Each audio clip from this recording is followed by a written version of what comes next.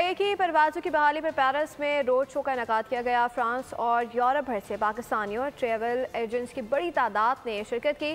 Pakistani community ने Europe के दीगर शहरों के लिए भी परवाज़ें बहाल करने का मुतालबा कर दिया। पाकिस्तानियों ने PIA इंतजामिया को बताया कि कौमी एयरलाइन की परवाज़ों की बंदिश की वजह से बेशुमार मसाइल का सामना करना पड़ा। PIA की परवाज की 4.5 साल बाद पेरिस आमद। पेरिस में रोड शो का इनेकाद। फ्रांस और यूरोप भर से पाकिस्तानी और ट्रैवल एजेंट्स की बड़ी तादाद ने शिरकत की। पाकिस्तानियों ने PIA इंतजामिया को बताया कि कौमी एयरलाइन की परवाज़ों की बंदिश की वजह से उन्हें बेशुमार मसाइल का सामना है।